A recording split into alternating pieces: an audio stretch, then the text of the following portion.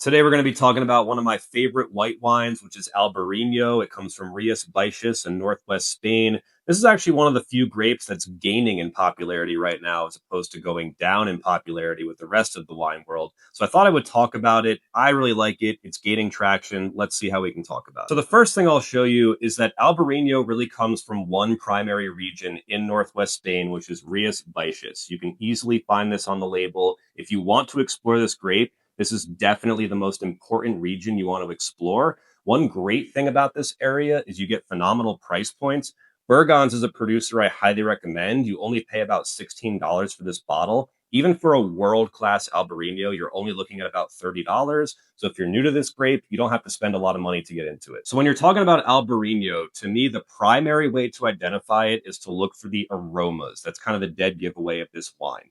The vineyards in Rias Baixas are grown very, very near to the ocean. And one thing about grape skins is they're highly absorbent like sponges. So being that the vineyards are near the ocean, you're going to be getting a lot of sea salt, actual sea salt absorbed into the grape skin itself. So what does that do? It gives you a lot of sea salt aromatics in the Albarino. When I swirl the glass in Albarino, I frequently get these notes I like to call ocean air. It literally smells like the ocean, kind of like sea salt, seawater, saline. So besides the sea salt, you want to be looking for high aromatic intensity in general. When you swirl an Albarino, you want to be getting the aromas way up top of the glass. It's a fairly aromatic wine. If you're struggling to get the notes, it's probably not Albarino. So what other notes am I looking for to identify it? I would say citrus zest and stone fruit. So more specifically, I often get lime zest on Albarino, not so much lemon, and I get a lot of peach. It's going to be a lot riper than apple. I'm thinking peaches, apricots, lots of stone fruit. So on the palate, another dead giveaway of Albarino is the really bright acidity. And the way to gauge acidity is actually how much your mouth waters.